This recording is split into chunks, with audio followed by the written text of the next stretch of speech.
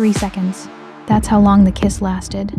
How long it took for Melanie Joshua to press her lips against a stranger's mouth, taste copper and expensive whiskey, and realize she'd just walked into a trap she didn't know had been set. The red room didn't roar anymore. It held its breath. She pulled back, heart hammering against her ribs, expecting shock or maybe amusement. Instead, she found something far more dangerous. Focus.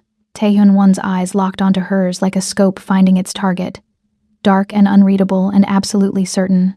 He was massive. Not in the decorative way of men who lived in gyms, but in the way of men who broke things for a living. His shoulders filled the space. His presence swallowed the light. The tattoos crawling up his neck disappeared beneath the collar of a shirt too expensive for this neighborhood. And his hands, God, his hands, rested on the table like weapons at ease. One of them was bleeding. Fresh blood, dark against his knuckles, glistening under the neon. Not his blood, she realized with a sickening drop in her stomach. Someone else's. You taste reckless, he said, voice low and even, like he was noting the weather. Melanie swallowed. Her throat felt tight. It was just a dare. Just, he repeated, as if testing the weight of the word. Then his hand moved. Not fast, but deliberate, wrapping around her wrist. Not to hurt, to anchor, to claim. You have no idea what you just started. Melanie tried to pull back, but his grip was absolute. Not painful, just immovable. I'm fine, she said, though her voice came out lighter than she felt. And you can let go now. Game's over. His eyes finally lowered to her face. Not roaming, not softening, just measuring, like she was a problem he needed to solve before deciding how to react. Games have rules, he said, his thumb brushing the pulse point on her wrist. And consequences. The bar around them kept moving. Someone laughed too loud. Glass shattered somewhere near the pool tables. A woman screamed in delight. But in their small pocket of space, time felt suspended. He finally released her wrist, placing that large hand on the table beside her instead, close enough that she still felt caged by his presence alone. She noticed the blood on his knuckles was still wet. You shouldn't let people push you into things, he said, his voice carrying an edge that made her spine straighten. I wanted to, Melanie heard herself say, lifting her chin in defiance she didn't quite feel. That earned her something new, not a smile. Interest. He studied her for another long moment, and she studied him back, the hard line of his jaw. The tattoo that crept from beneath his collar and traced the side of his neck in intricate patterns she couldn't quite make out in the red light. The small silver hoops in his ears that somehow made him look more dangerous instead of less. Then he stepped back, giving her space as if he'd never blocked it in the first place. Be careful, he said. Just that. Nothing more. Melanie didn't wait for an explanation. She turned and walked back to her table, forcing her legs to move normally even though her heart was trying to break through her ribs. Behind her, she felt his gaze like a physical weight between her shoulder blades. Keisha was already talking before Melanie reached the booth. Oh my God, what did he say? Did he freak out? That was insane, Mel, his security almost. Nothing happened. Melanie cut in, sliding into her seat and reaching for her drink with a hand that trembled just slightly. It was fine. Fine? Val's eyebrows shot up. Girl, you kissed the most terrifying man in this bar and he looked at you like he was deciding whether to kill you or marry you. Melanie laughed, but it sounded hollow even to her own ears. She drained half her glass, welcoming the burn. You're being dramatic. Am I? Val leaned forward, lowering her voice. Because I'm pretty sure I just watched a predator mark his prey. It was 3 seconds, Melanie said firmly. And now it's over. Except it wasn't. She knew it wasn't. Because even as she tried to focus on her friends, tried to lose herself in the music and the alcohol and the celebration of freedom from a marriage that had slowly been suffocating her, she could feel him. Every time she glanced toward the VIP section, he was there. Sitting in the same position. Watching, not staring, not leering, just aware. Tracking her movements with the patience of someone who had all the time in the world. An hour passed. Then another. Melanie danced, laughed, took selfies with Keisha and Val, did everything she could to prove to herself that the kiss meant nothing, that the man in the corner was just another story she'd tell someday about the wild night she celebrated her divorce. But when she excused herself to the bathroom, she found him waiting in the hallway. Jesus. Melanie pressed a hand to her chest, her heart lurching. You scared me. Taehyun stood with his back against the wall, arms crossed, looking like he'd been there for hours instead of seconds. Up close, away from the red lighting, she could see him more clearly. The precise fade of his haircut, the way his dress shirt fit across his chest and shoulders like it had been tailored to him, the coldness in his eyes that suggested he didn't scare easily, or at all. That was the point, he said. Melanie straightened, trying to reclaim some of the confidence she'd felt when this was all just a dare. Are you following me? You kissed me in my bar. He said it like that explained everything. Maybe it did. I'm following up. Your bar? My city, actually. The bar is just a small piece. Something cold slithered down Melanie's spine. She glanced back toward the main room, suddenly aware of how isolated this hallway was, how the music covered any sound. Look, I'm sorry if I offended you. It really was just a dare, I know. He pushed off the wall, and she fought the urge to step back. But you chose me. Out of everyone in that room, your friends pointed at me, and you said yes. You were the most serious-looking guy here. It was funnier that way. Funnier, he repeated. And this time there was something that might have been amusement in his voice. Might have been, you have no survival instincts. Excuse me? The man you kissed, Taehyun said, moving closer, was in the middle of a conversation about how many fingers to remove from a debtor before he bled out. The man you kissed has 17 bodies to his name. The man you kissed owns half the illegal operations in K-Town and is currently being investigated by 3 federal agencies. Melanie's breath caught. And you walked up to me, he continued, his voice dropping to something almost intimate. Put your hands on my jacket, pulled me down, and kissed me like you had every right to. He was close now. Close enough that she could smell him. Something expensive and clean beneath the faint metallic scent of blood.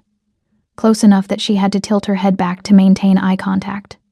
That kind of confidence, he said softly, is either breathtaking or suicidal. I haven't decided which yet. I'm just a PR consultant, Melanie whispered. I clean up corporate messes. I'm nobody. Taehyun's hand came up, and she flinched, but he only brushed his thumb across her lower lip, so gently she barely felt it. You're not nobody, he said. Not anymore. Then he stepped back, straightening his cuffs like they'd been discussing the weather. Go back to your friends. Finish your celebration. But understand something, Melanie Joshua. Her name in his mouth sent chills racing down her arms. You walked into my world tonight. Leaving isn't as simple as walking back out. He turned and headed back toward the VIP section, leaving her standing in the hallway with her heart pounding and her mind racing. How did he know her name? She hadn't told him her name.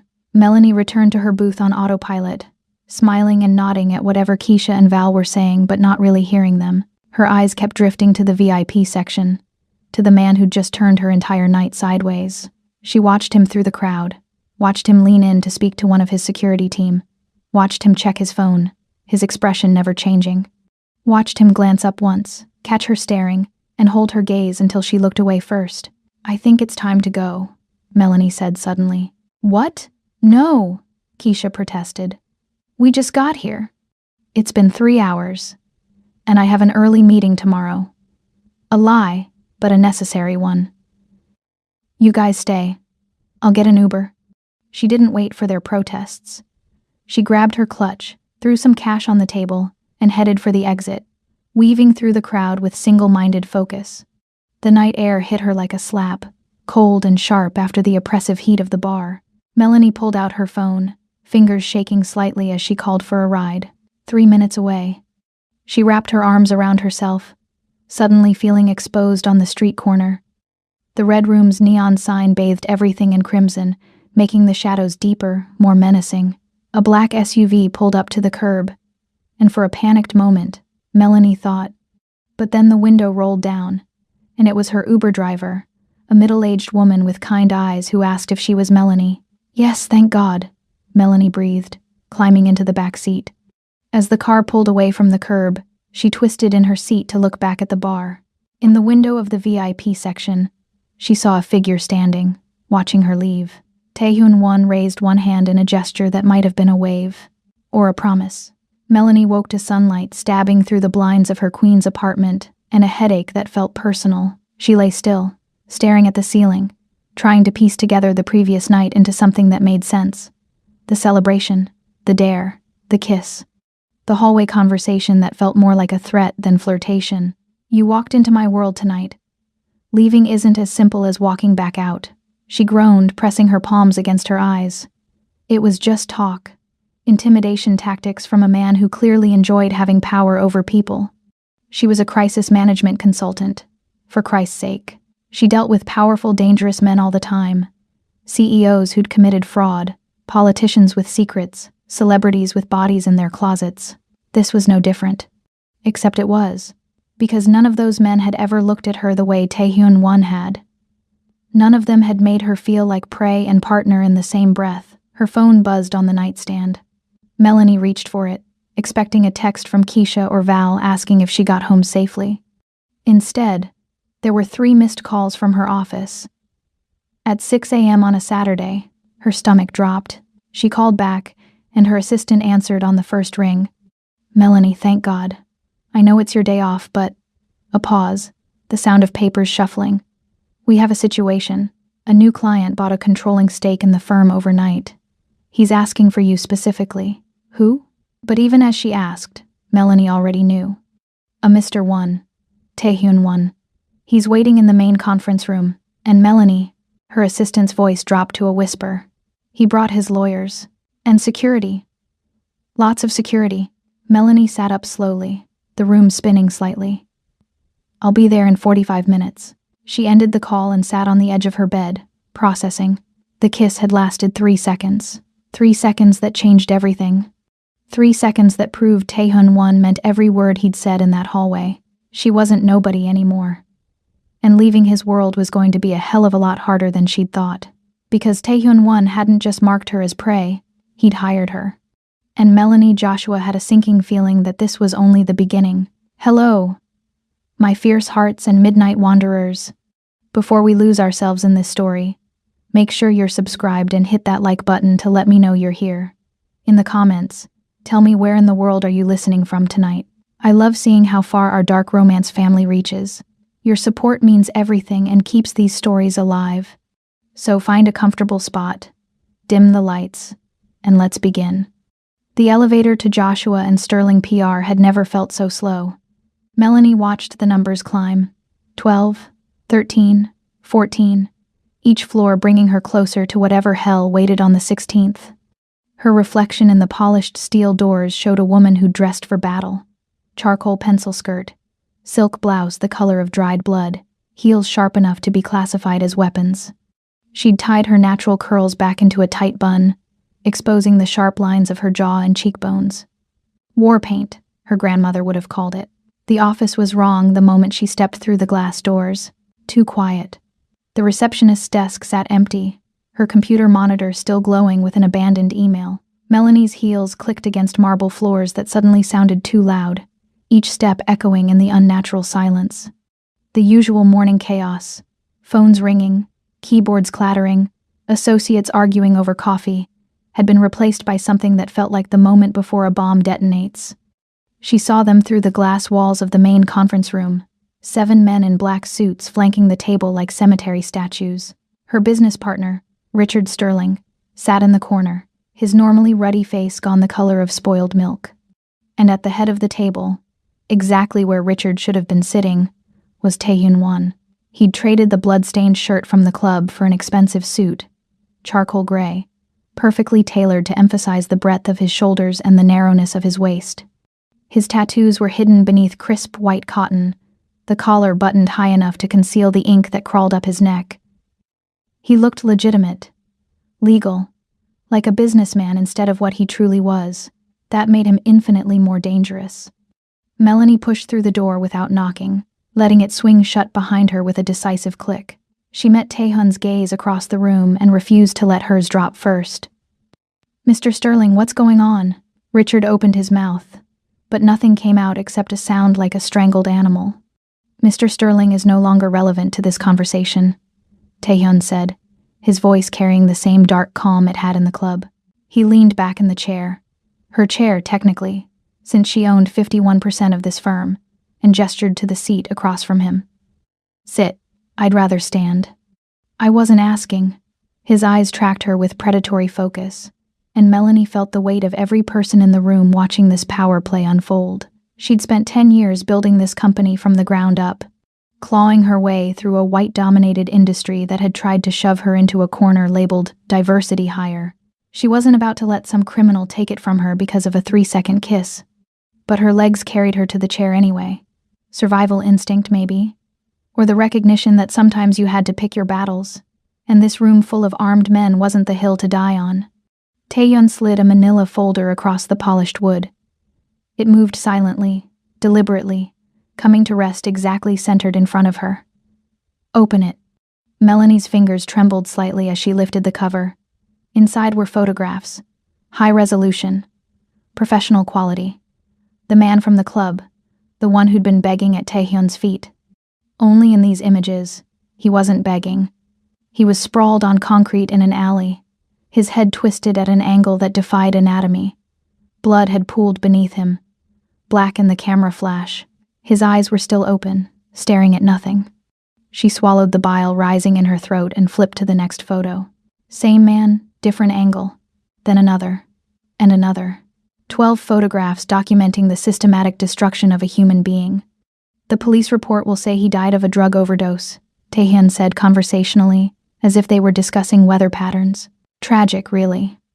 A promising young accountant brought down by addiction. His family will receive a generous settlement from an anonymous benefactor. They'll be able to bury him with dignity. Melanie forced herself to look up from the photos, to meet those dark, depthless eyes. Why are you showing me this?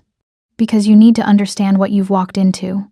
He stood, buttoning his suit jacket with practiced ease, and walked around the table. Each step measured, controlled. He stopped behind her chair, close enough that she could smell him. Cedar and smoke and something sharper underneath, like ozone before a lightning strike. My public image requires sanitation. You're going to provide it. I'm a crisis management consultant, not a criminal defense attorney. Her voice came out steadier than she felt. You want legal help? Hire. I don't need legal help. I need a miracle worker. His hand came down on the back of her chair, and she felt the heat of him through the leather. Last night, there was an incident at one of my warehouses. A gas leak caused an explosion. Very tragic. 12 people died. A gas leak. The words tasted like ash. That's the official story. He leaned down, his mouth close enough to her ear that his breath stirred the tiny hairs at her nape. The unofficial story is that those 12 people were stealing from me. The unofficial story is that I made an example of them.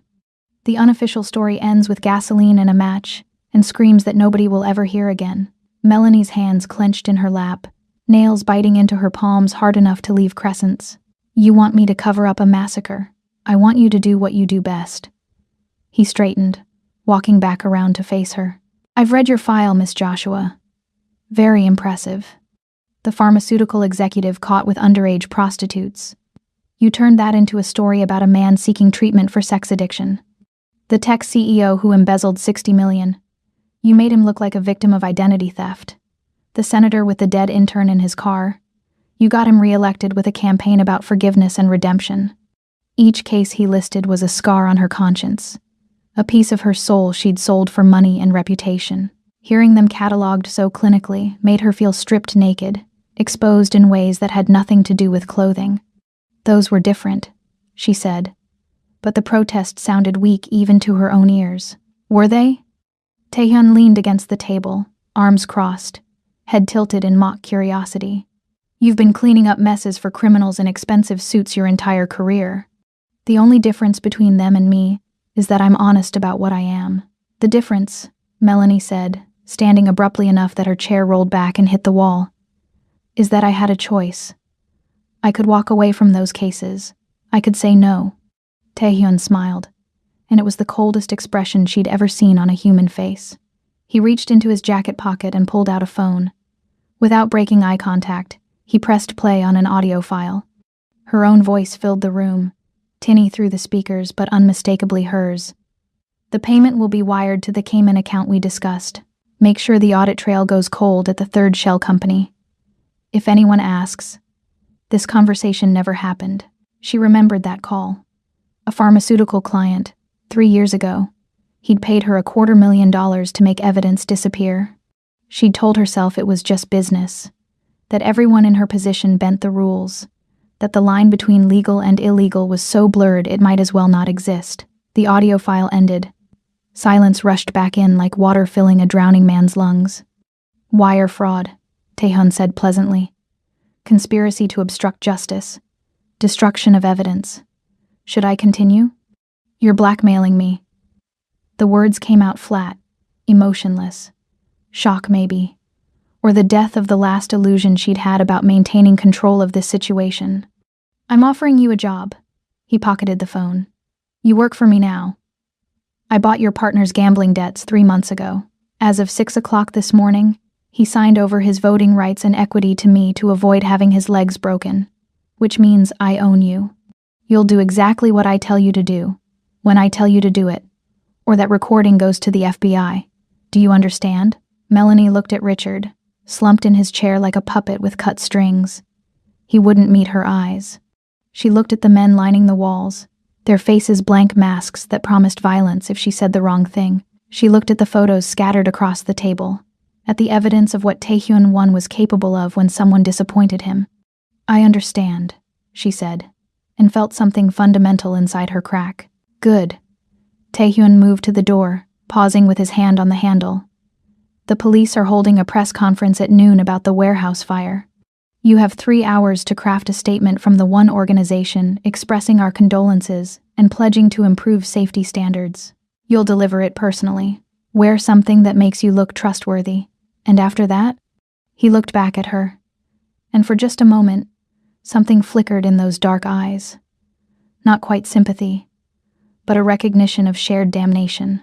After that, Miss Joshua, you become complicit. Welcome to the family business. The door closed behind him with a soft click that sounded like a prison cell locking.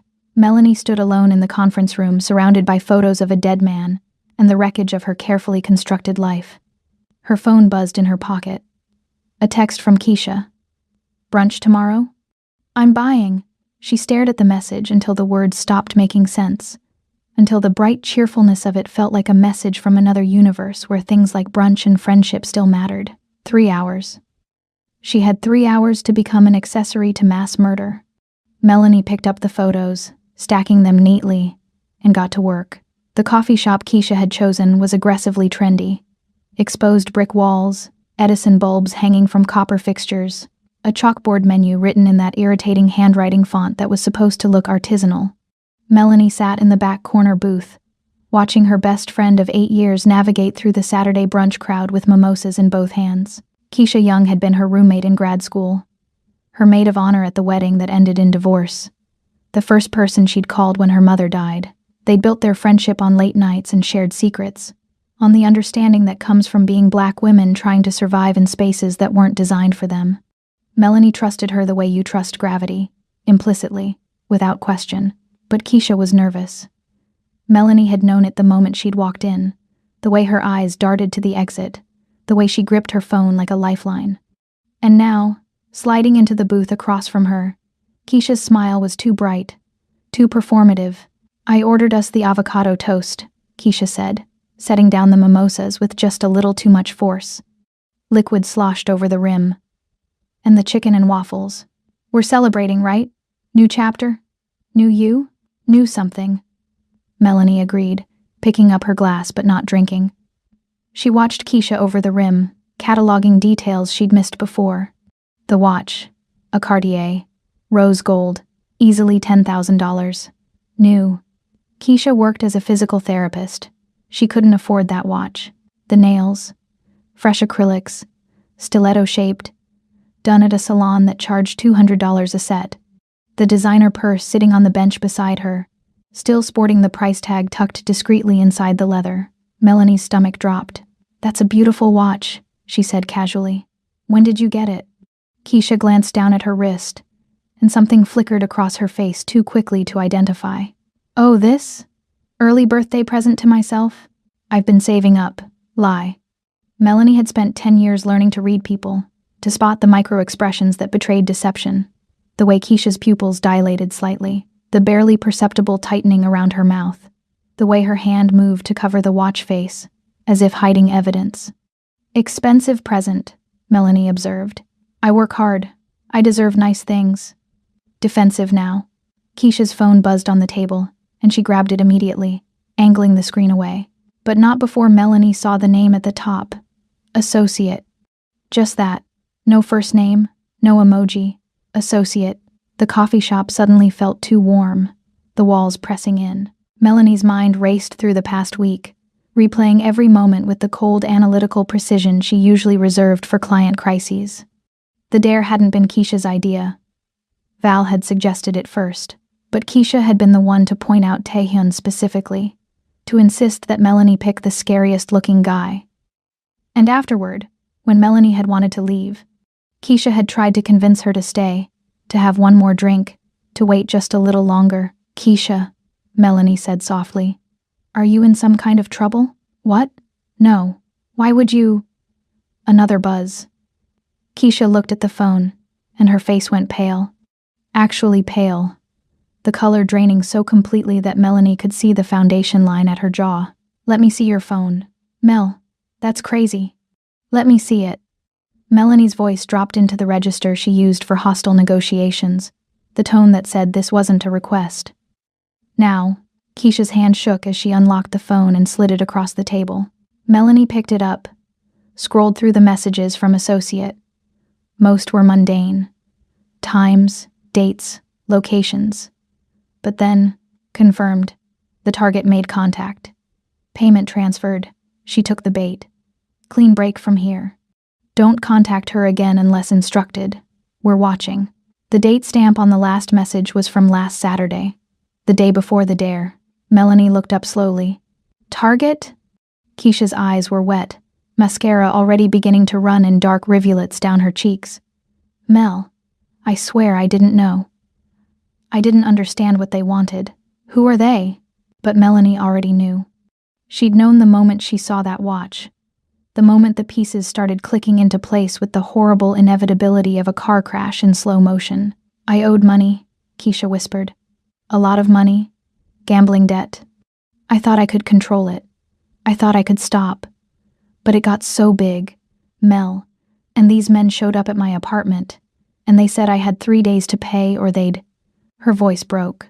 They said they'd kill my mother. $50,000. That's what Keisha owed. Melanie knew because she'd helped her best friend refinance her apartment 2 years ago.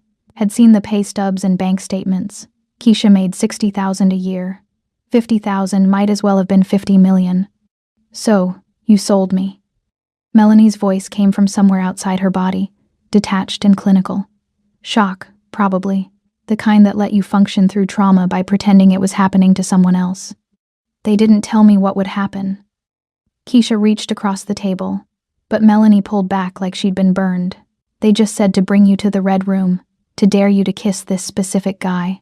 They said it was about business connections, that he was looking for a PR person, and this was how he vetted people. I thought it was weird, but I was desperate, and they said they'd forgive the entire debt if I just did this one thing.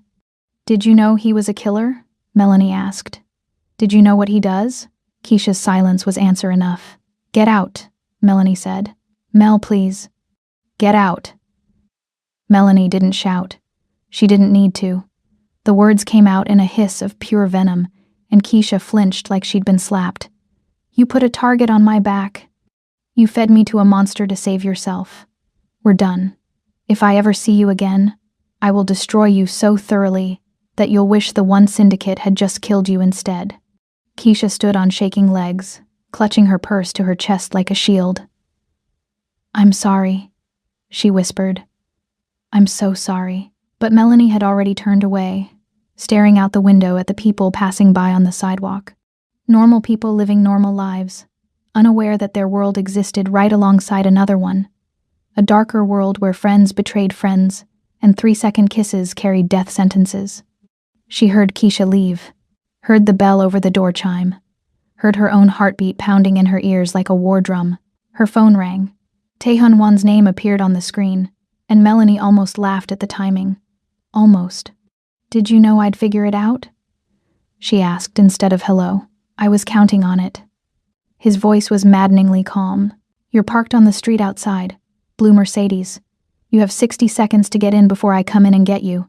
And Miss Joshua, I promise you don't want me making a scene in public." Melanie looked out the window. The black SUV was parked directly in front of her car, engine running. She could see Taehyun in the driver's seat, phone pressed to his ear, watching the coffee shop entrance. "Why?" she asked. "Why did you need me specifically?" "Come find out." The line went dead. Melanie left 2 20s on the table, more than enough to cover the food that would never be eaten, and walked out into the bright Los Angeles sunshine. The day was beautiful, temperature perfect, sky impossibly blue, the kind of day that belonged in a postcard, not in the middle of a nightmare. She got into the SUV.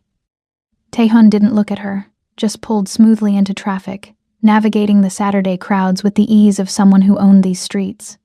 "You manage accounts for the Sinaloa cartel," he said after several blocks of silence. "Not directly. You're too smart for that. But through shell companies and legitimate fronts. 3 years ago, you set up their entire offshore banking structure. Beautiful work, actually. It took my financial analysts 2 months to trace the connections."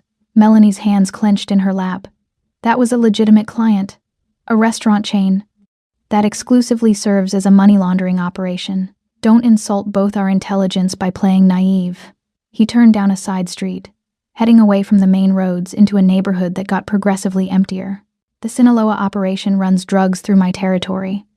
We've had an understanding for years. They don't touch my businesses, I don't touch theirs. But recently, they've gotten ambitious. They want K-Town. They want the port access. They want me gone. And I'm what, leverage? You're a key.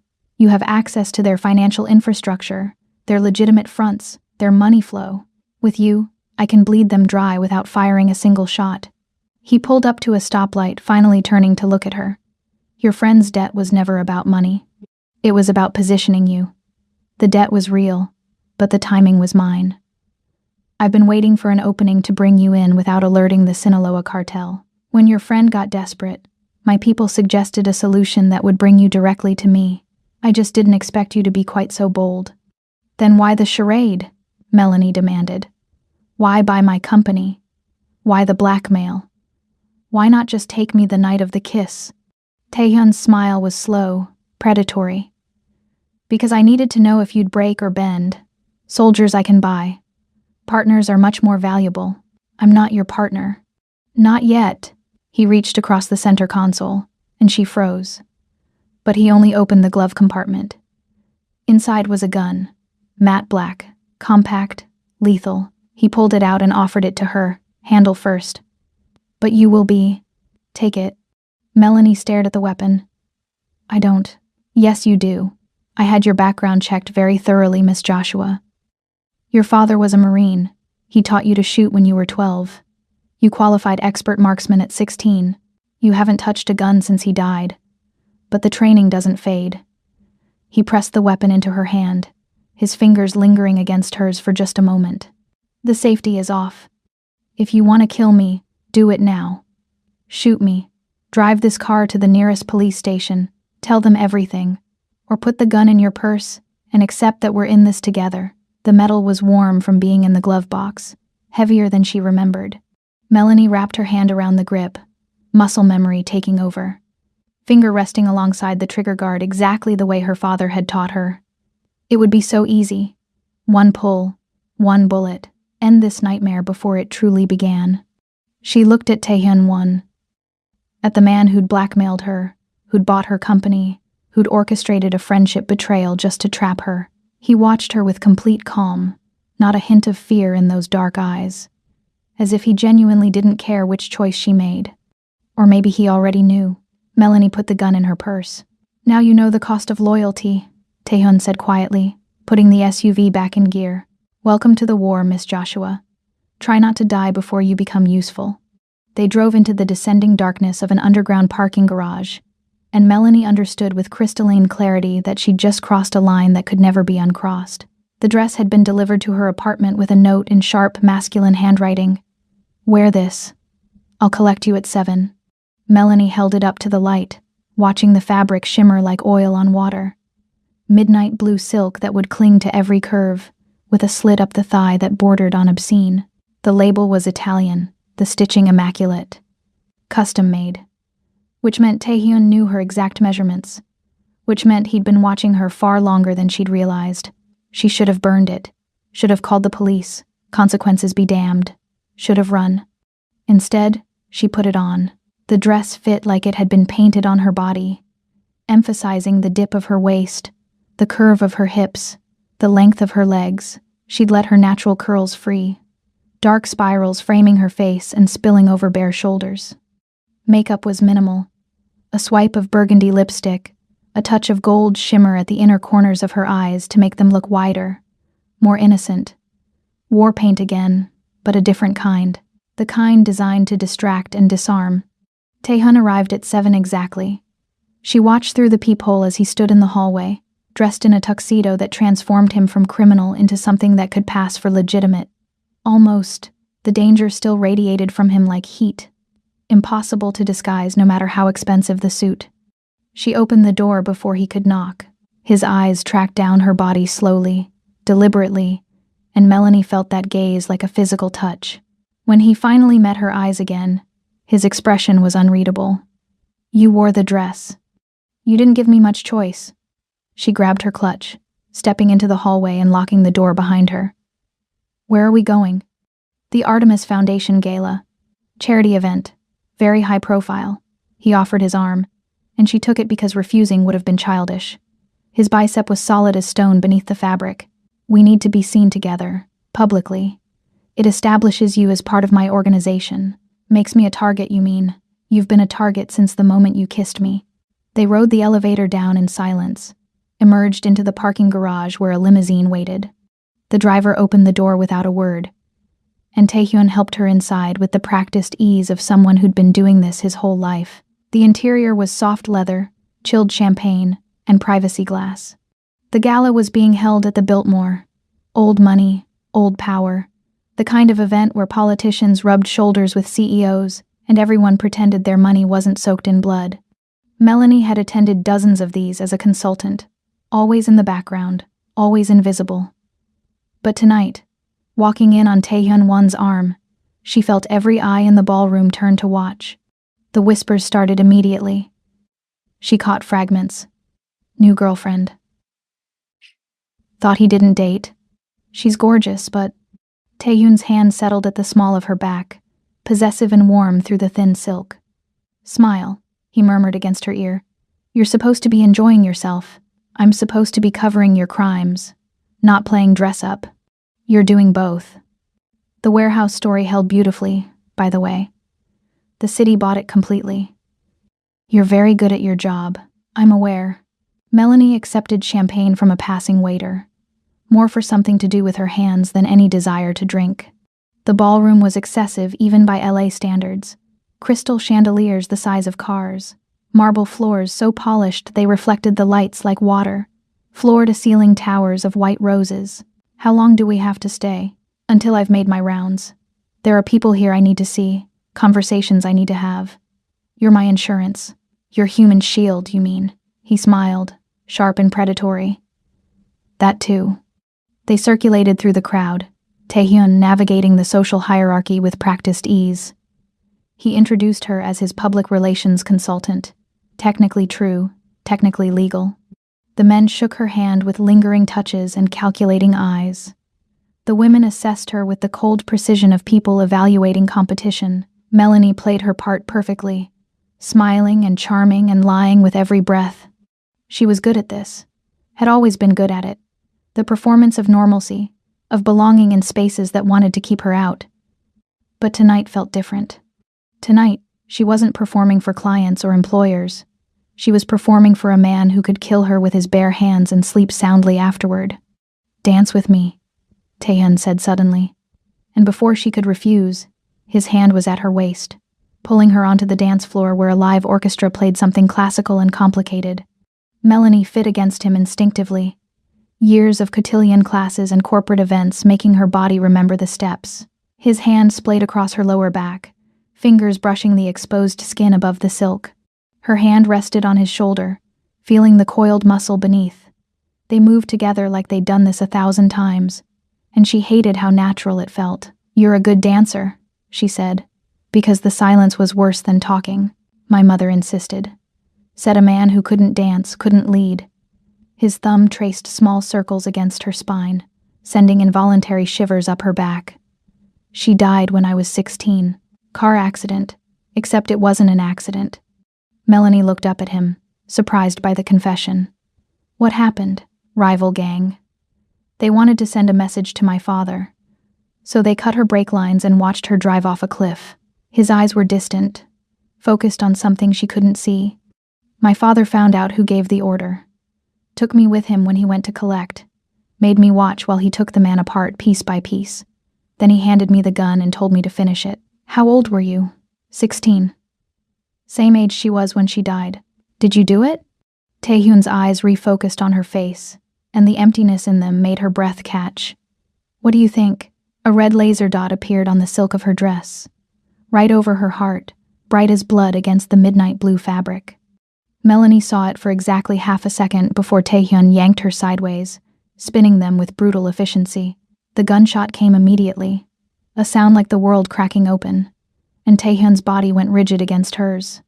Warm liquid splashed across her collarbone, and she realized with detached horror that it was his blood. Chaos erupted, screaming, bodies stampeding toward the exits.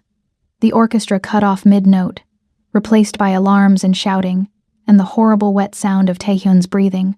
He was pulling her toward a service door, his left arm hanging useless at his side, blood soaking through his white shirt in an expanding crimson stain. Another shot ricocheted off the marble inches from her head, and then they were through the door into a concrete service corridor that smelled like cleaning supplies and decay. Taehyun's legs buckled. He caught himself against the wall, leaving a bloody handprint on the white paint. "Run," he rasped. "Out the back. My driver will—" "Shut up." Melanie grabbed his good arm, trying to support his weight. He was massive, easily 100 pounds heavier than her, and the floor was slick with blood. His blood, so much blood. Footsteps echoed from somewhere behind them, getting closer. Taehyun's eyes were losing focus, his skin going gray. "Melanie, run," I said. "Shut up." She dragged him around a corner into an alcove that held industrial laundry machines. There was a door marked electrical, no entry, and she kicked it open with her heel, maneuvering his deadweight inside. The room was cramped, filled with circuit breakers and humming machinery and decades of dust. She lowered him to the floor as gently as she could. His head lolled back against the concrete, eyes fluttering. "Stubborn woman," he murmured, "says the man who got shot." Her hands were shaking as she pressed them against the wound in his shoulder, trying to slow the bleeding. The bullet had gone clean through. She could see the exit wound when she leaned him forward. "Stay with me. Stay awake." "Not how this works," he said, but his hand came up to cover hers, his fingers cold and sticky with blood. "The gun. In my ankle holster.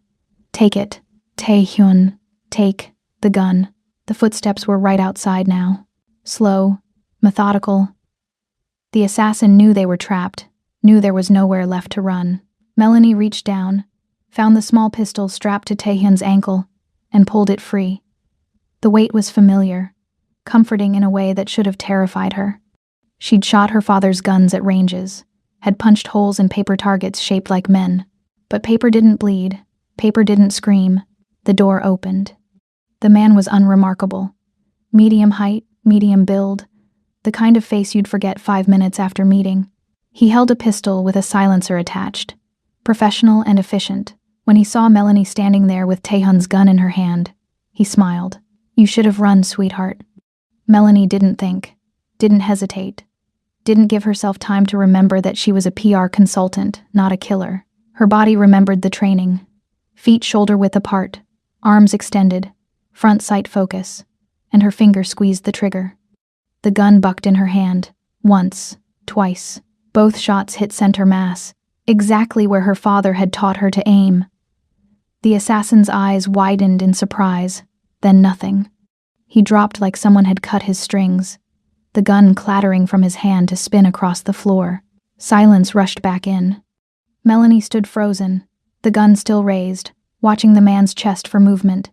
Behind her, she heard Taehyun's breathing, ragged, but steady, alive. "Good shot," he said, and there was something in his voice that hadn't been there before. Respect, maybe, or recognition. Melanie lowered the gun slowly. Her hands weren't shaking anymore. She felt calm, clear, like she'd just solved a particularly complex crisis for a client instead of ending a human life. That should have horrified her. Instead, it felt inevitable. She turned back to Taehyun, who was watching her with an intensity that made her skin prickle.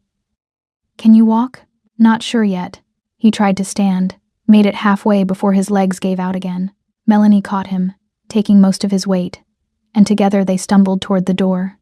Behind them, the assassin's body cooled on the concrete floor, and Melanie didn't look back. They made it to the service exit, made it to the limousine, where the driver took one look at them and floored it without asking questions.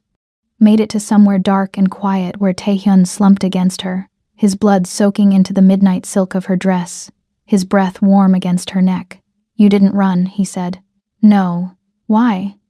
Melanie looked down at the gun still clutched in her hand, at the man bleeding out against her shoulder, at the reflection in the window showing a woman she barely recognized. "I don't know," she whispered, but that was a lie. She knew exactly why. The safe house was unremarkable from the outside, a small craftsman bungalow in Silver Lake that could have belonged to any young professional trying to survive LA's housing market. Inside, however, the illusion shattered immediately. Steel-reinforced door, security cameras hidden in smoke detectors, windows with bulletproof glass, and a medical kit in the bathroom that would have been at home in a field hospital. Melanie had stripped Taehyun's shirt off with clinical efficiency, her hands steady despite the adrenaline crash she could feel hovering at the edges of her consciousness. The shoulder wound was bad, but survivable. The bullet had missed the major arteries, passed clean through muscle and tissue without fragmenting. Lucky. Or maybe Taehyun was just too stubborn to die. He sat on the edge of the bathtub while she worked, his torso a map of violence. Old scars crisscrossed his chest and back. Knife wounds, bullet wounds, burns that looked deliberately inflicted. The tattoos she'd glimpsed at the club covered more of him than she'd realized. Intricate patterns flowing from his neck down both arms and across his ribs. Dragons and demons and Korean script she couldn't read, all rendered in black and gray with the kind of precision that came from master artists. "You're staring," he said, his voice rough with pain. "You're interesting to look at." She threaded the needle she'd sterilized, not bothering with anesthetic. He hadn't asked for any, and she suspected offering would have insulted him. "This is going to hurt." "Good. I like knowing I'm still alive." The first stitch went through cleanly. Taehyun didn't flinch, didn't make a sound, just watched her work with those dark, unreadable eyes. Melanie focused on the task, letting the familiar rhythm of crisis management take over. Assess, strategize, execute. She'd sutured wounds before. Her father had insisted she learn basic field medicine, said you never knew when the skill might save your life. She wondered if he'd known how right he'd be. "Where did you learn to shoot like that?" Taehyun asked after she'd finished the first few stitches. "My father. He taught me everything. Shooting, field medicine, hand-to-hand combat. Said the world was too dangerous for his daughter to be helpless. Smart man, dead man. Killed in action overseas when I was 22. The words came out flat, practiced. She'd told this story so many times it had lost all meaning. I scattered his ashes in the Pacific like he wanted. Joined the business world instead of following him into the military. Thought I could make a difference without getting my hands dirty. How's that working out for you?" Melanie tied off another stitch with more force than necessary. "I killed a man tonight." "Yes, you did." "I killed him, and I don't feel bad about it." She finally looked up from the wound, meeting his eyes. "What does that make me?" "Alive, which is more than he is." Taehyun reached up with his good hand, his fingers grazing her cheek so gently it sent shivers down her spine. "You're not going to break, are you?" "I don't know what I'm going to do." But she didn't pull away from his touch, didn't stop her own hand from trembling slightly as she placed another stitch. The bathroom was too small, too warm. She could smell his blood, his sweat, the cedar smoke scent of him beneath it all. "I should turn you in. I should take that recording you have of me and go to the police anyway. Take my chances with the legal system, but you won't." "No," she admitted quietly. "I won't." "Why?" "Because I'm already complicit. Because I've spent 10 years cleaning up crimes for people who could afford my services. Because maybe you're right. Maybe the only difference between them and you is that you're honest about what you are." She finished the last stitch, cut the thread, and sat back on her heels. "Or maybe I'm just a coward who doesn't want to go to prison. You saved my life tonight. That's not cowardice. I also took one. That's not heroism." Taehyun was quiet for a long moment, his hand still resting against her face. His thumb traced the line of her jaw, and she felt her pulse kick up in response, her body betraying her even as her mind screamed that this was wrong, dangerous, insane. "Come here," he said softly. "I'm right here. Closer." Melanie stood, and he pulled her between his legs, his good arm wrapping around her waist.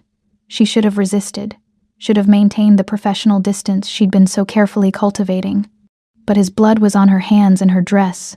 His life was still warm under her fingertips, and when he looked up at her with those dark eyes full of something she couldn't name, she found herself moving without deciding to.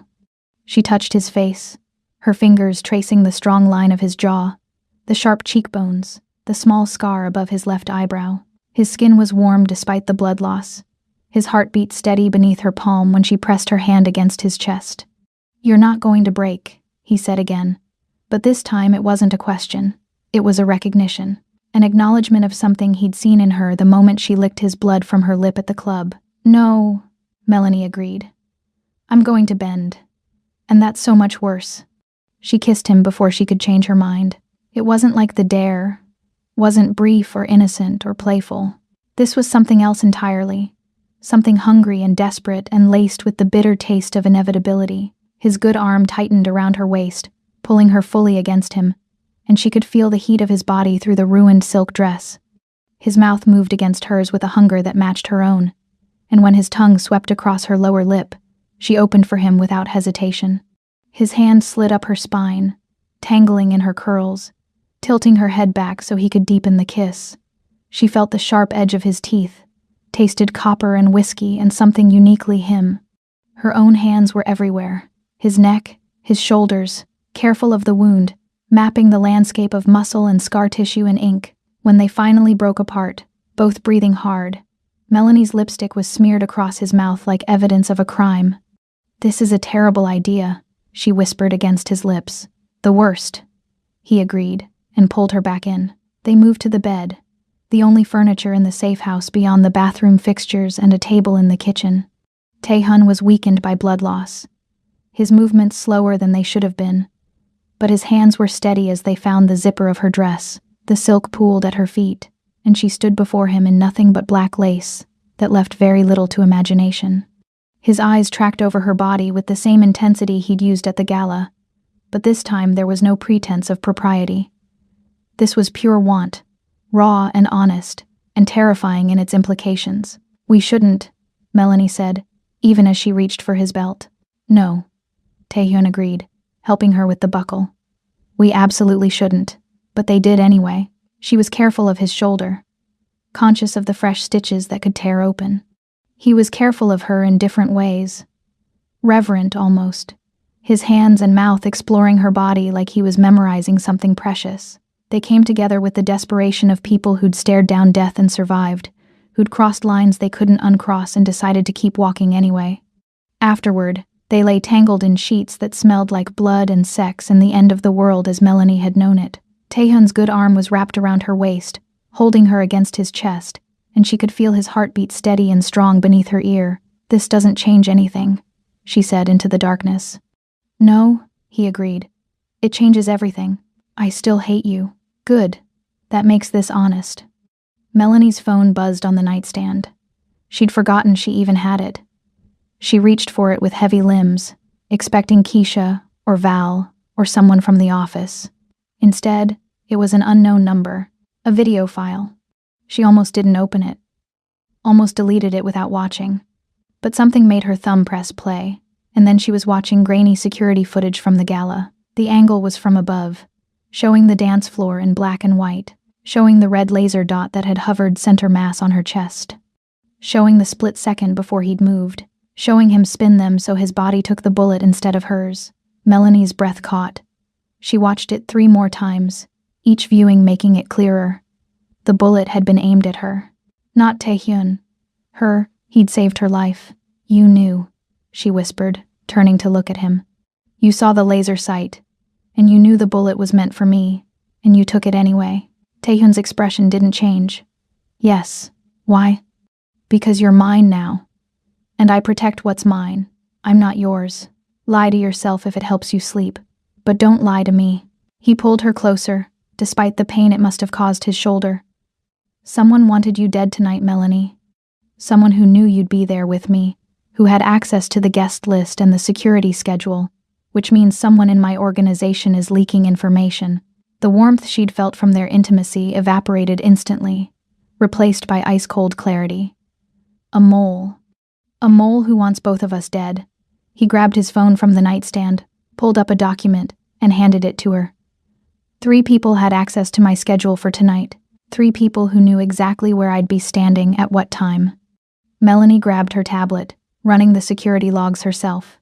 3 people had access to your schedule tonight, Taehyun. 2 guards and 1 lieutenant. She turned the screen to him. 1 Ji-hoon. Taehyun shoved the tablet away, his eyes cold. Run it again. It's not him. It's impossible. Check everyone else first. Look at the data. Taehyun pulled up financial records, encrypted communications, security footage from the past 3 months. The pattern is there. Every time we've been hit, every time shipments have been intercepted, every time information has leaked, Ji-hoon was one of the people with access. Melanie scrolled through the evidence, her analytical mind cataloging the connections, despite her instinctive rejection. The transfers to offshore accounts, the deleted communications, the subtle inconsistencies in his alibis. It was circumstantial, but damning. He's your brother, she said. Your only family, which is why I've been blind to it. Taehyun's voice was completely flat, emotionless in the way that suggested he was feeling too much to express. He's the only person I trusted absolutely. The only person I thought was beyond corruption. You could be wrong. This could be... I'm not wrong. And you know it. He took the phone back, his jaw tight. Find me proof. Absolute, incontrovertible proof that I can't deny or rationalize away. You're a fixer. You know how to dig through digital footprints. Prove it's him. And if I do? Taehyun didn't answer immediately. When he finally spoke, his voice was so quiet she almost didn't hear him. Then I'll do what needs to be done. Because that's what kings do.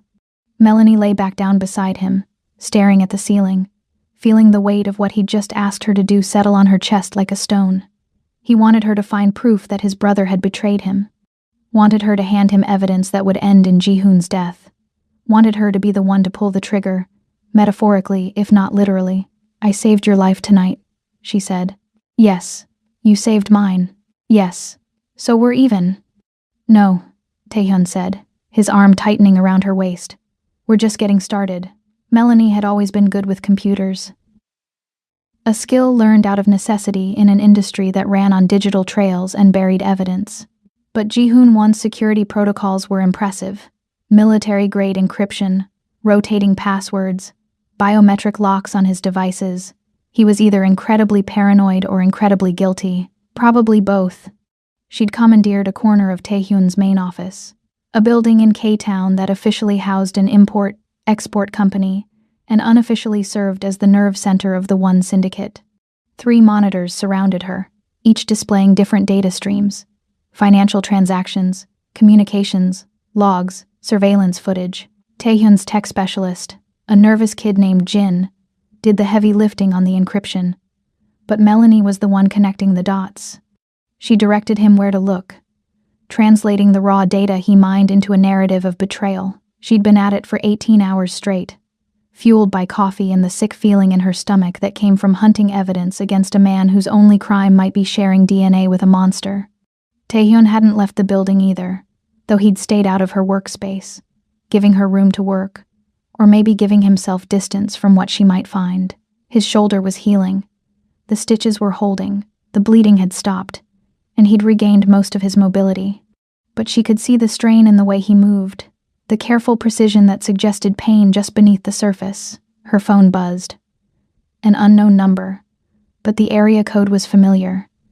DC, Federal. She almost didn't answer, almost let it go to voicemail. But 18 hours of staring at financial records had fried her decision-making capabilities, so she picked up. Hello? Melanie. The voice was familiar in a way that made her stomach turn. It's been a while. Fred. Her ex-husband, FBI Special Agent Fred Wright, who'd served her divorce papers 2 years ago with a smile and a promise that he'd never speak to her again. How did you get this number?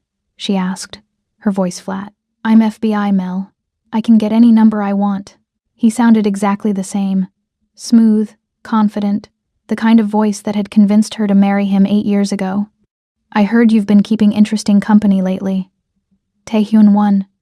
That's a dangerous man to be associated with. I'm his PR consultant. It's a professional relationship. Is that what you call sleeping with him?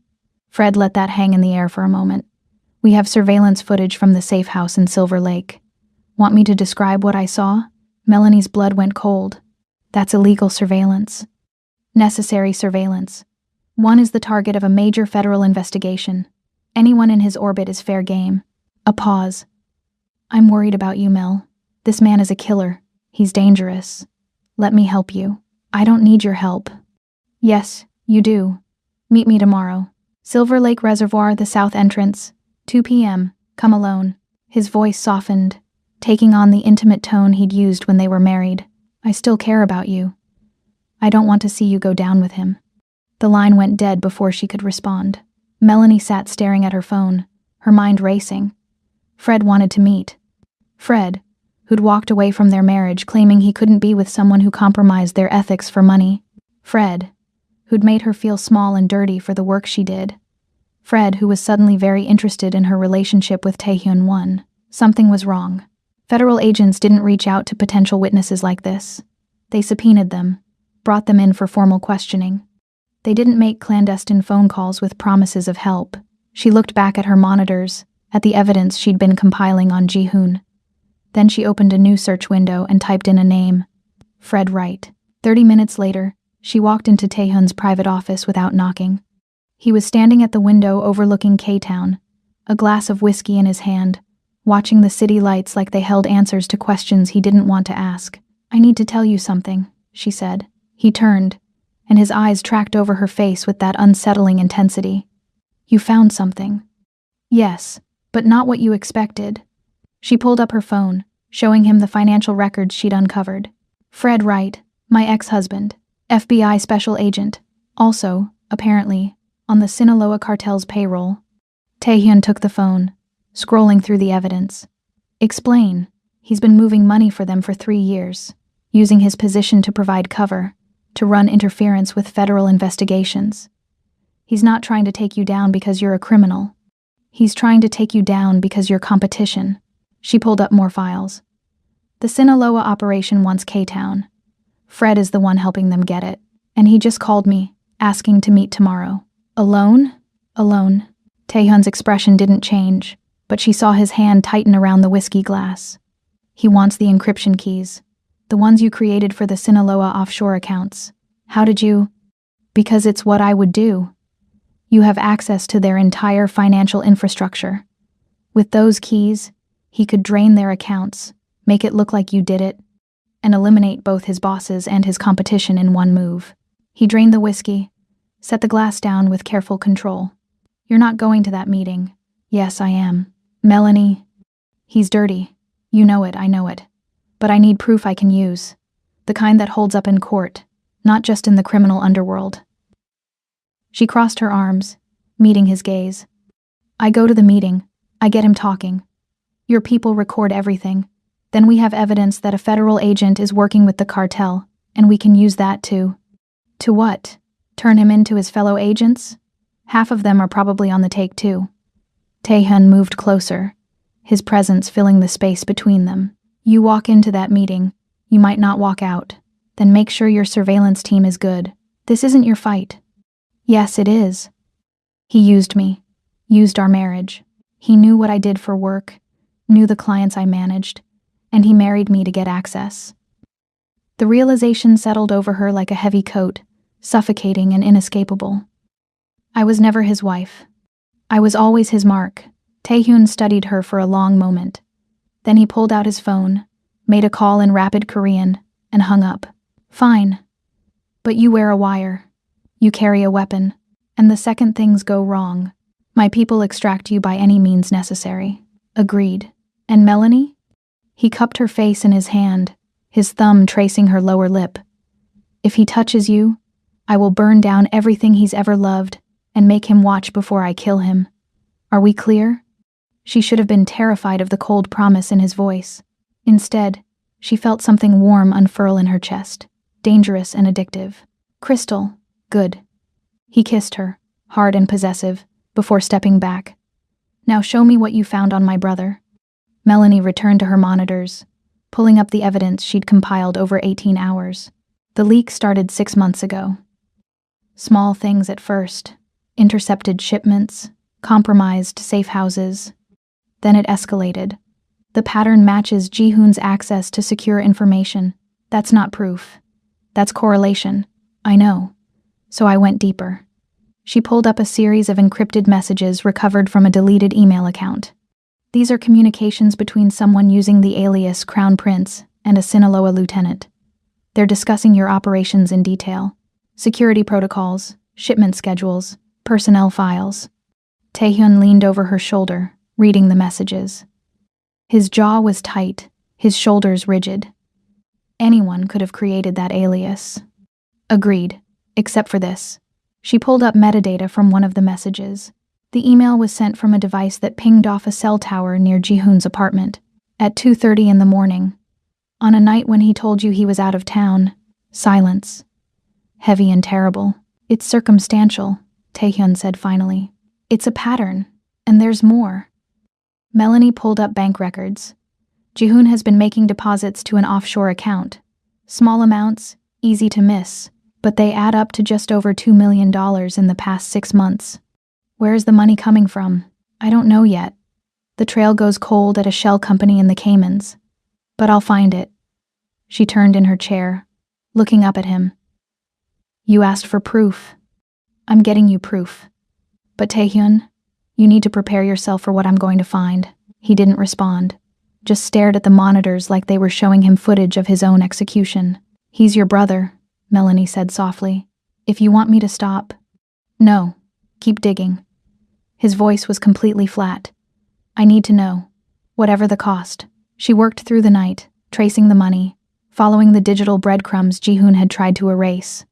Taehyun stayed with her, pacing the office, drinking whiskey with mechanical precision, his face a mask that revealed nothing. By dawn, she had it. The smoking gun. The absolute proof. The money is coming from the Sinaloa cartel, she said, her voice hoarse from hours of not speaking. They've been paying Ji-hoon $200,000 a month to feed them information. They want to take over your territory, and he's helping them do it. Taehyun stood at the window, backlit by the rising sun, his silhouette perfectly still. Why? I don't know. Find out. So she kept digging, pushing past exhaustion, past the ethics that should have made her stop. And finally, buried in encrypted communications, she found it. A message from Ji-hoon to the Sinaloa lieutenant. He's my brother, but he's also the man who killed our father. I don't care about the money. I want to watch him bleed. Melanie's hands shook as she pulled up the message for Taehyun. He blames you for your father's death. My father died 5 years ago. Heart attack. That's what the death certificate says. But Ji-hoon believes differently. She found the attachment, a coroner's report that had been sealed, marked confidential. He thinks you poisoned him, that you wanted control of the organization and killed your father to get it. Taehyun read the report in silence. When he finished, he carefully set the phone down on the desk. I didn't kill my father. I know. How do you know? Because if you had, you wouldn't need me to prove your brother's guilt. You'd just kill him and move on. She stood, crossing to where he stood at the window. But you don't want to believe he betrayed you. You want me to be wrong. Yes, he admitted quietly. I do. I'm not wrong. No, you're not. They stood together, watching the sun climb higher over Los Angeles. And Melanie wondered if this was what damnation felt like. Not fire and brimstone, but the slow realization that everyone you trusted was a liar, and the only honest thing in your life was the monster who'd bought your company and blackmailed you into compliance. I'm meeting Fred tomorrow, she said. After that, we deal with Jihoon. After that, Taehyun agreed. We go to war. The press conference was Melanie's idea. After the gala shooting, Taehyun's reputation had taken a hit. The media was circling, asking questions about security failures and rumors of gang violence. They needed a show of strength, a demonstration that the one organization was legitimate, professional, untouchable. So Melanie had arranged everything. The venue at the Four Seasons, the media list carefully curated to include sympathetic outlets, the talking points designed to project confidence without admitting guilt. Taehyun would announce a major charitable initiative, a community center in K-Town, $50 million invested in youth programs and small business development. He would look like a pillar of the community, not a crime lord. And Melanie would stand beside him, the polished professional who'd transformed his image from dangerous to respectable. She'd spent the morning in preparation, choosing her outfit with calculated precision, a cream suit that photographed well under camera lights. Minimal jewelry, hair pulled back in a professional bun. She looked competent, trustworthy, like someone who'd never killed a man in a service corridor or slept with her criminal employer. The press room was packed. Journalists crowded the space, cameras set up in rows, the energy electric with anticipation. Melanie stood backstage with Taehyun, doing final run-throughs of his talking points, making sure he knew which questions to deflect and which to answer. You're good at this, he said, adjusting his tie in the mirror. It's what you pay me for. Is it? He turned to face her, and something in his expression made her breath catch. What we are, Melanie. It's not just business anymore. Yes, it is. That's all it can be. Lie to yourself if it helps. But don't lie to you. I know. She straightened his collar, her fingers lingering against the fabric. After this, we deal with Jihoon, and then we figure out what comes next. The stage manager gave them a 5-minute warning. Melanie took one last look at Taehyun, powerful, composed, every inch the legitimate businessman, and felt something twist in her chest that might have been pride or might have been grief for the person she used to be. They walked on stage together. The camera flashes were blinding, the noise deafening. Melanie took her place slightly behind and to the left of the podium, the position that said advisor without demanding attention. Taehyun approached the microphone, and the room quieted. Good afternoon, he began, his voice steady and authoritative. Thank you all for coming. I know there have been questions following the incident at the Artemis Foundation Gala, and I want to address those concerns directly. Melanie watched the journalists, reading their body language, identifying the friendly faces and the hostile ones. Everything was going according to plan. Taehyun was hitting his marks, staying on message, projecting exactly the image they'd crafted, and then he went off script. But before I discuss the charitable initiative, I need to address a personnel matter. He turned, looking directly at Melanie. Miss Joshua, would you please step forward? Confusion flickered across her face, but she moved to the podium anyway, maintaining her professional mask. Yes? I'm terminating your employment with the one organization, effective immediately. The room erupted. Journalists shouted questions. Camera flashes intensified. Melanie stood frozen, not understanding, waiting for the punchline that didn't come. Miss Joshua has been under investigation for embezzlement, Taehyun continued, his voice cutting through the chaos. We discovered that she has been systematically stealing from our organization for the past 3 months. The total amount exceeds $2 million. That's not true, Melanie said, her voice barely audible over the noise. Security has already seized your accounts and your passport. The evidence has been turned over to the police. His eyes were flat, emotionless. You used your position of trust to betray this organization. You're nothing but a whore with a degree who thought she could sleep her way to the top and steal from us in the process." The words hit like physical blows. Melanie felt her face go hot, felt tears prick at her eyes even as her brain screamed that this couldn't be real, couldn't be happening. She looked at Taehyun, at the man she'd saved, who'd saved her, who'd held her while she slept, and saw nothing but cold calculation. "Security," he said, and two large men appeared from backstage. "Please escort Miss Joshua from the building." They grabbed her arms, and she didn't resist. Couldn't resist.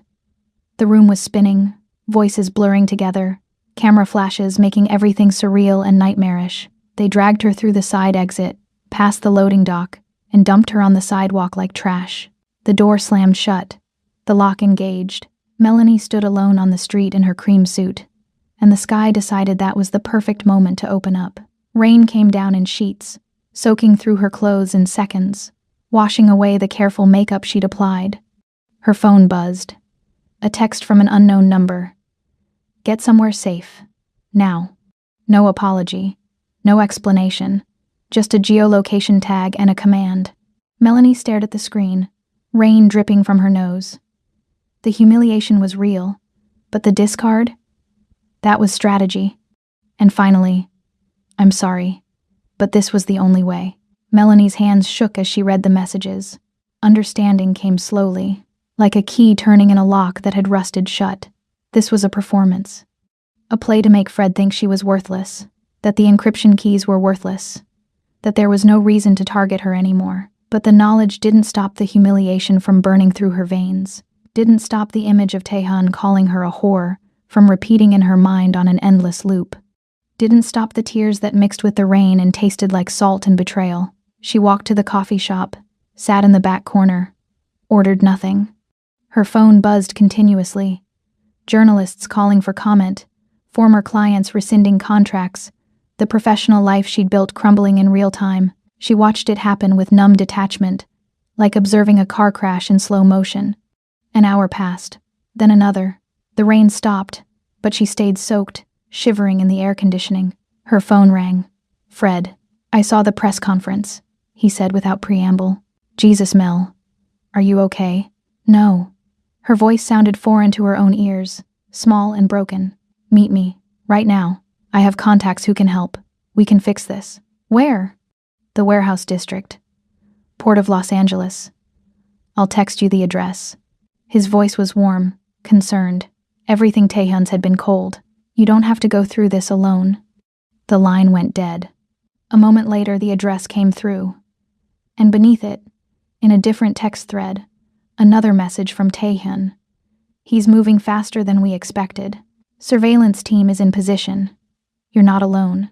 Melanie stood on legs that felt like water, left a $50 bill on the table for the coffee she never ordered, and walked out into the overcast afternoon. She was going to confront her ex-husband. She was going to get him talking. She was going to bring down a corrupt federal agent and cripple the Sinaloa cartel's operations. And maybe, just maybe, she was going to prove to herself that what Taehyun had done on that stage was strategy, not truth. That she was more than what he'd called her. That she hadn't fallen in love with a man who saw her as nothing but a useful tool. The warehouse district loomed ahead, all rusted metal and broken windows. She walked toward it like she was walking toward her own execution. And in a way, maybe she was. The warehouse Fred had chosen was exactly the kind of place people died in crime novels. Isolated, abandoned, with security cameras that had stopped working years ago. Melanie approached it with her chin up and her hands empty, playing the role of broken woman seeking rescue. The wire Taehyun's team had fitted her with was sewn into the lining of her jacket, undetectable unless someone strip-searched her. The panic button was disguised as an earring. The gun was strapped to her inner thigh, small and cold against her skin. She was walking into a trap, but she was also setting one. Fred was waiting inside, leaning against a desk that looked like it had survived the apocalypse. He looked exactly the same as he had 2 years ago when he'd served her divorce papers. Tall, conventionally handsome, with that easy confidence that came from never having to question his place in the world. White, privileged, and utterly convinced of his own righteousness. He'd always seen her as less than. She realized that now, A trophy wife with useful skills. Someone to show off at bureau functions while quietly resenting her success. Mel, he said, pushing off the desk and approaching with open arms like they were old friends instead of exes who'd torn each other apart. I'm so glad you came. I was worried you'd... Cut the bullshit, Fred. She stayed out of reach, her voice sharp enough to draw blood. I know what you are. I know who you work for. So let's skip the concerned ex-husband routine and get to the part where you tell me what you want. He stopped, and something shifted in his expression. The warmth bled out, replaced by calculation. You always were too smart for your own good. The encryption keys. That's what this is about, isn't it? You want access to the Sinaloa cartel's offshore accounts. I want a lot of things. He circled her slowly, predatory. But yes, the keys are the priority. You created that system, Mel. You're the only person who can access it without triggering the security protocols. And you think I'll just hand them over? After you ruined my reputation on national television? Fred smiled. I think you'll do it to stay alive. And because I'm offering you something Taehyun-won never will. What's that? Freedom. He pulled out his phone, showed her a series of documents. New identity, offshore accounts in her name, a fresh start in a country without extradition treaties. You give me the keys, you walk away from all of this. Clean break, new life. Melanie looked at the documents, at the promise of escape, and felt nothing but contempt. You really think I'm that stupid? I think you're that desperate. He pocketed the phone. The Sinaloa operation wants you dead, Mel. You know too much. You've seen too much. The only reason you're still alive is because they think you might be useful. Prove you're not, and they'll gut you like a fish. And what about you? You're FBI. Aren't you supposed to protect people, not threaten them? I protect people who deserve protection. You've been enabling criminals for a decade. You're as dirty as they are. He moved closer, close enough that she could smell his cologne, the same expensive brand he'd worn when they were married. Give me the keys, and I'll make sure you live through this. Refuse and I'll let nature take its course. Melanie's mind raced, calculating angles. Taehyun's surveillance team was listening to every word. They had Fred on tape now, admitting to extortion, admitting to working with the cartel. But she needed more. Needed him to give up names, locations, the full scope of the FBI corruption. I don't have the keys, she lied. They're encrypted separately. I'd need access to the original servers to retrieve them, then get access. I can't. Taehyun fired me, remember? I don't have security clearance anymore. Fred studied her, and she could see him weighing her words, deciding if she was telling the truth. Then I guess you're not as useful as I thought. He pulled a gun from his waistband, standard FBI issue, which somehow made it worse, and pressed it against her temple. The metal was cold, impersonal. Melanie's heart kicked into overdrive, but she forced herself to stay calm, to breathe through the terror. Last chance, Fred said. The keys. Now, they're in my apartment. A USB drive hidden in the bookshelf. Second shelf, behind the Toni Morrison novels. Another lie, but delivered with enough specificity to sound convincing. Fred's finger relaxed slightly on the trigger. See? That wasn't so hard. He pulled out his phone, made a call in rapid Spanish. Melanie caught fragments. Apartment, USB, secure it. While he was distracted, Melanie turned to the guard watching the door. He's going down, she whispered, nodding at Fred. I have the codes to the account he's trying to access. Let me at that terminal for 30 seconds, and I'll transfer $5 million to you right now. The guard hesitated, greed warring with loyalty. Greed won. He stepped aside. Melanie didn't transfer the money. She initiated a system-wide financial lockout that alerted Taehyun's team to the IP address immediately. They're sending someone to retrieve the drive, Fred said, pocketing his phone. We're going to wait here until they confirm. If you lied to me, I'll know. And if you lied, he pressed the gun harder against her skull. I'll paint these walls with your brain matter. Romantic as ever. Shut up. They waited in tense silence. 5 minutes. 10. Melanie counted her breaths, staying centered, staying ready. The gun at her thigh was a comforting weight, but she couldn't reach it while Fred held her at gunpoint.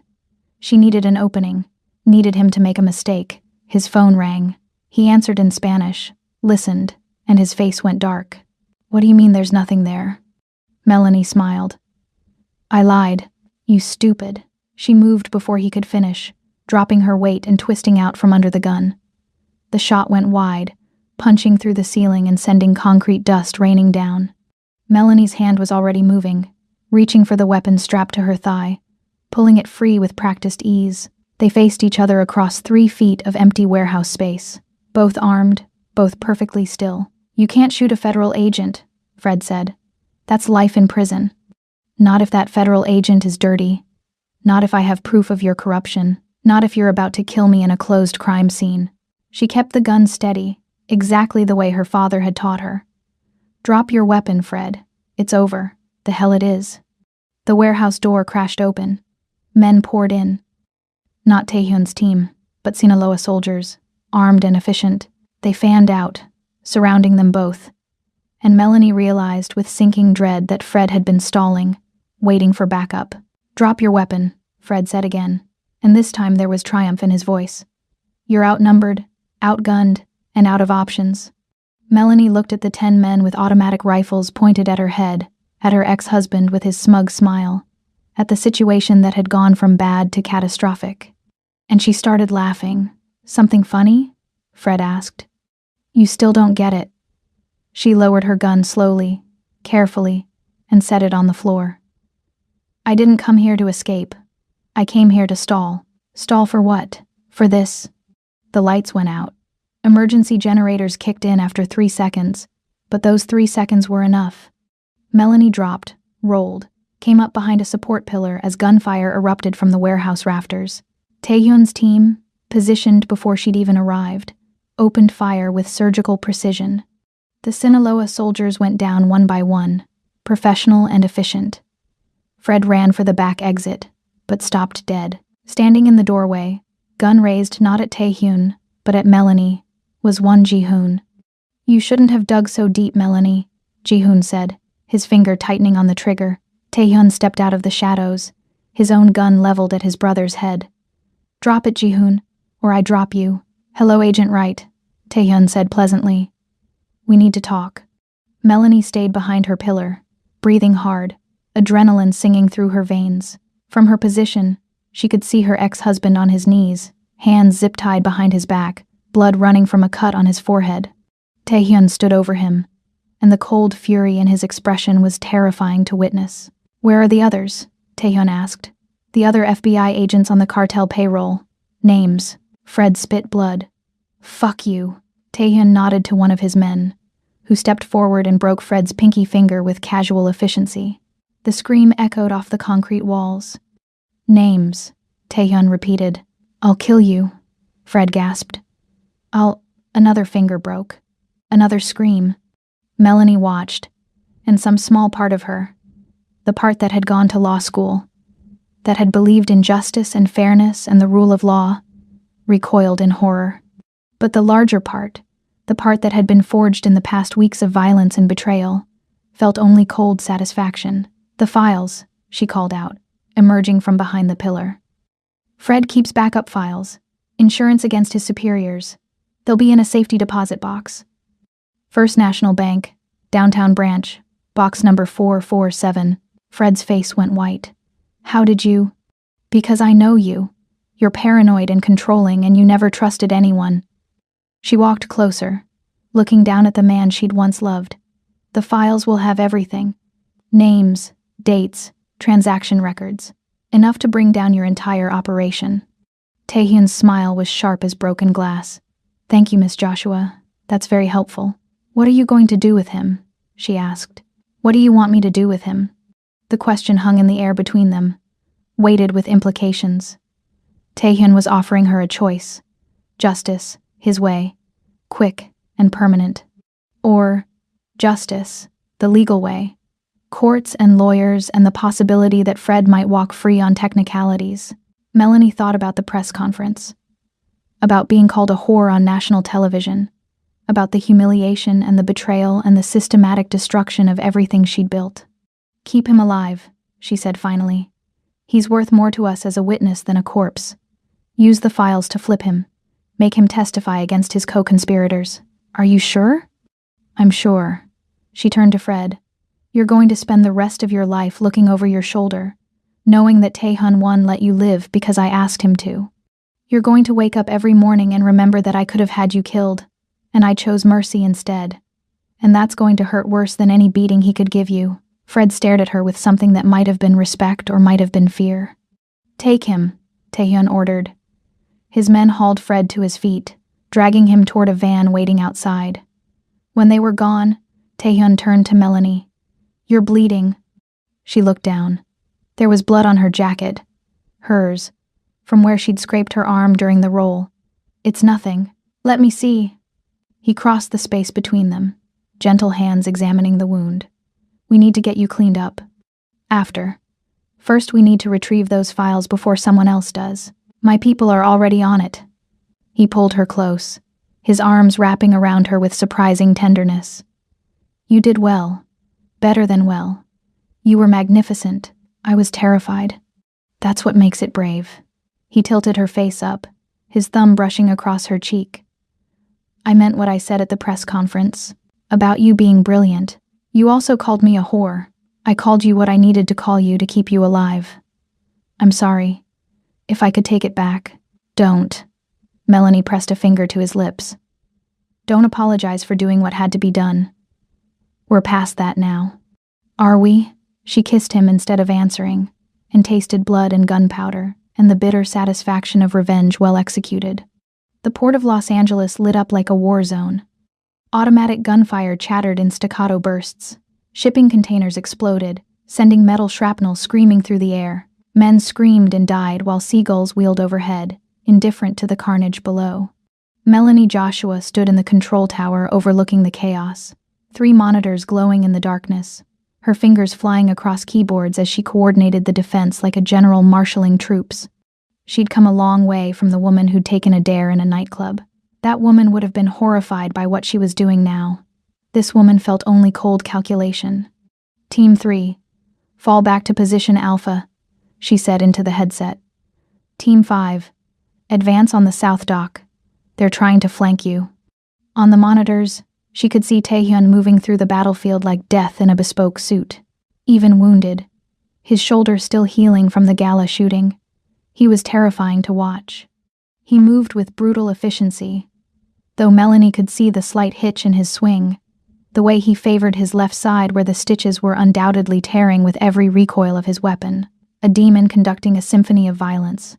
The Sinaloa cartel had launched everything they had left at the One Syndicate. 50 men, fully armed, determined to either take K-Town or die trying. They'd chosen poorly, but they weren't the only ones who'd shown up to the party. FBI vans had appeared 20 minutes into the firefight, surrounding the port, blocking all exits. Through the control tower windows, Melanie could see federal agents taking positions, setting up sniper nests, preparing to raid the scene. She pulled up the insurance folder she'd kept encrypted on her private server since her days fixing crises for Washington's elite, files she'd been hoarding for years, waiting for a rainy day, including FBI Director Sarah Cole. Melanie opened a secure connection, routed through 3 proxy servers, and encrypted 6 ways to Sunday. Then she sent a single message to the director's private phone. Call off the raid, or every journalist in Los Angeles gets these files in 60 seconds. Her phone rang immediately. This is Director Cole. Who is this? Someone who knows you've been taking cartel money for 3 years. Someone who has proof. Someone who's willing to go public unless you stand your people down right now. You're committing extortion against a federal officer. You're committing treason against the United States. I win. Melanie pulled up the files on her second monitor, finger hovering over the send button. You have 30 seconds to decide. Call off the raid, or explain to Congress why you've been enabling narcotics trafficking. Silence on the line. Heavy. Weighted with the sound of a career ending in real time. Stand down, Director Cole said finally, and Melanie heard her relay the order through a different radio. All teams, stand down, return to base. Through the window, she watched the FBI vans pull out one by one, leaving the port to the violence, leaving the criminals to kill each other without interference. If these files ever surface, the director began, they won't. As long as you stay out of K-Town, As long as you forget the one organization exists, these files stay buried. Melanie closed the connection, cutting off whatever threat was about to follow. She'd just blackmailed the FBI, made the federal government back down through sheer force of leverage, and she felt absolutely nothing. Melanie. Taehyun's voice came through the headset, rough with exhaustion. We have a problem. She pulled up his body camera feed. The image shook as Taehyun kicked open the door to a shipping container converted into an office. His men dragged Fred in behind him, dumping the battered agent into a chair, but they weren't alone. Standing in the shadows, aiming a handgun directly at the camera lens, at Taehyun's chest, was Won Ji-hoon. Melanie. Taehyun's voice came through the headset, breathless and distorted by static. Get down here. She didn't ask questions. She ripped off the headset, grabbed the physical drive containing the blackmail files, and ran for the stairs. She wasn't going to watch the end of the war from a screen. She burst out of the tower and sprinted across the tarmac, the smell of smoke and ozone thick in her lungs. She reached the open container just as Ji-hoon stepped out of the shadows to face Taehyun. Hello, brother, Ji-hoon said. Surprised to see me? Not really. Taehyun kept his aim steady. Melanie found the evidence. I've known for days. And yet you did nothing. Still hoping I'd prove her wrong? Ji-hoon's eyes flicked to the doorway, spotting Melanie the second she arrived. He moved faster than thought. He kicked Fred's chair over, sending the agent sprawling to create a distraction. As Taehyun flinched, Ji-hoon lunged, snatching Melanie from the doorway and yanking her back against his chest. He dug the barrel hard into her temple. No more pawns, Ji-hoon spat, ignoring Fred groaning on the floor. Just leverage. He tightened his grip on Melanie. Always so sentimental. Father's greatest weakness, passed down to his eldest son. Ji-hoon, put the gun down, Taehyun said, his voice dropping to a terrifying calm. We can talk about this. Talk? The younger man's face twisted with rage. The time for talking ended 5 years ago when you murdered our father. I didn't kill him. He had a heart attack, caused by the poison you'd been feeding him for months. I found the medical records, Taehyun. I know what you did. Ji-hoon's hand shook, the gun wavering. You wanted control of the organization. You couldn't wait for him to die naturally, so you helped things along. Taehyun's expression never changed. I didn't poison father, but even if I had, which I didn't, he was dying anyway. Cancer. Inoperable. He had 6 months, maybe less. He told me himself, the night before he died. Lies. You're lying to protect yourself. Check the medical records again. Look at the hospital files, not the death certificate. He had stage 4 pancreatic cancer. He kept it secret because he didn't want the organization to see him as weak. Taehyun lowered his gun slightly, his voice softening. I didn't kill Father Ji-hoon. I mourned him. I still mourn him. Ji-hoon's face crumpled, doubt creeping in. But the poison, pain medication. He was taking massive doses to stay functional in his final months. The medical examiner mistook the levels for poisoning because no one knew he had cancer. Taehyun took a step closer. You've been manipulated. The Sinaloa operation fed you false information, knowing you'd believe it because you were young when father died. They needed a wedge between us, and you gave them one. Melanie felt the cold steel of the barrel digging into her temple. She held her breath, staring into Taehyun's eyes, willing him to see that she wasn't afraid, that she trusted him to take the shot. She made you weak, Ji-hoon said, his voice cracking, though he didn't lower the weapon. He tightened his grip on her, using her body as a shield. That woman. Melanie. She's turned you soft. No, Taehyun said quietly, his gaze locking onto his brother's one last time. She made me a king. He pulled the trigger. The shot was surgical, passing inches from Melanie's ear and striking the hand holding the gun. Ji-hoon screamed, releasing Melanie as his weapon clattered to the floor. She scrambled away, hitting the metal floor of the container and rolling to safety behind a crate. Ji-hoon stumbled back, clutching his ruined hand, shock written across his face.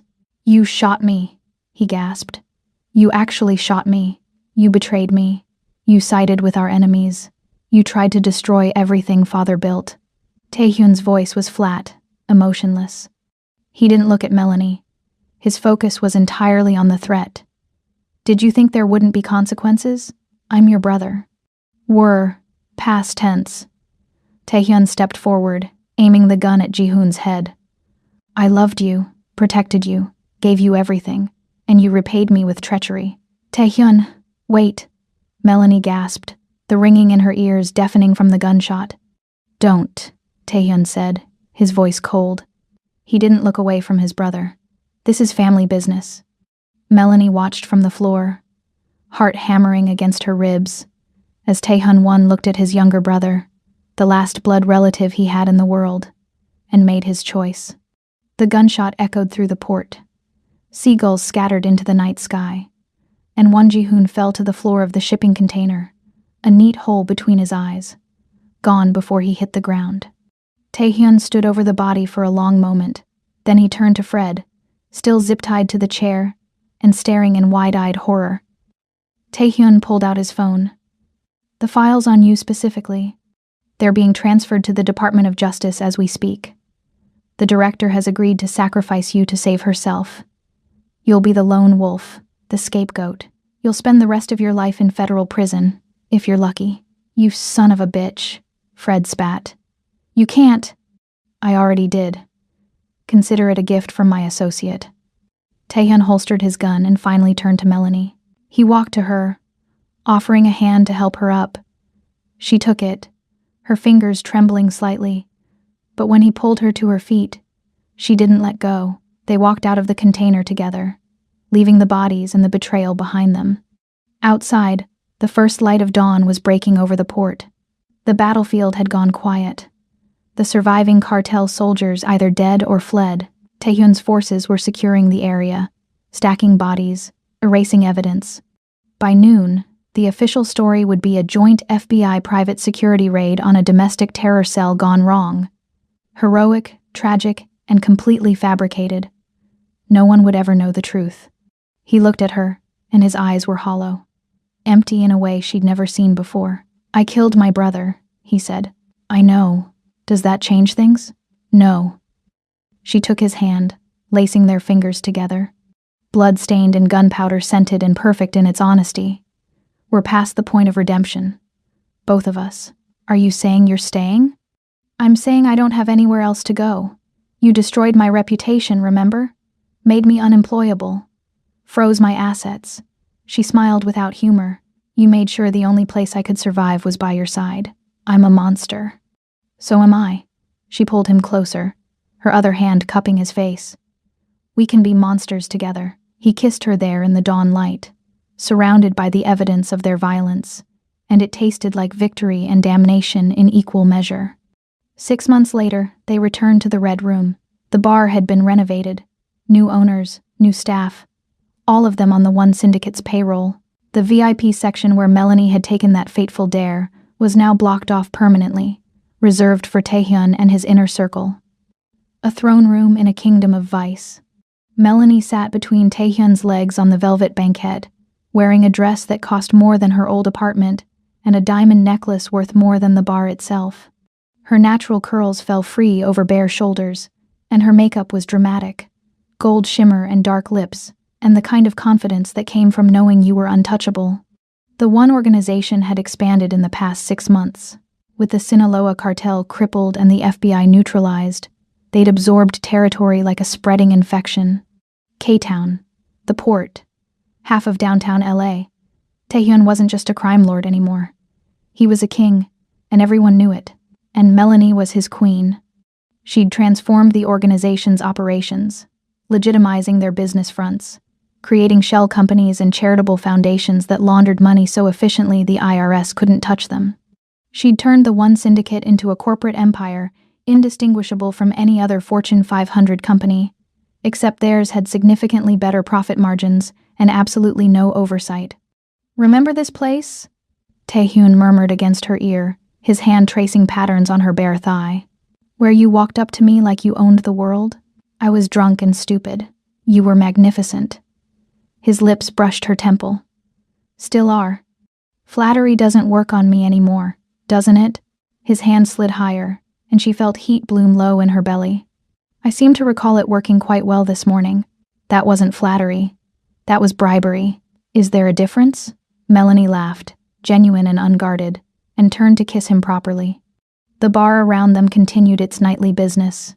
Deals being made, loyalties being tested, the machinery of organized crime grinding along smoothly. But in their corner, in their throne room, it was just the two of them. I dare you to kiss me, Taehyun said, echoing that first night. No, Melanie smiled, predatory and perfect. I don't do dares anymore. I give orders. She kissed him anyway, and it tasted like copper and expensive whiskey in the future they'd carved out with blood and bullets, an absolute certainty that they deserved exactly what they'd taken. The city of Los Angeles spread out beyond the windows, glittering and corrupt and theirs for the taking. And Melanie Joshua, fixer, killer, queen of the underworld, felt absolutely no regrets. She'd walked into Taehyun-won's world as a dare. She'd stayed as a choice. And she would burn it all down before she ever left.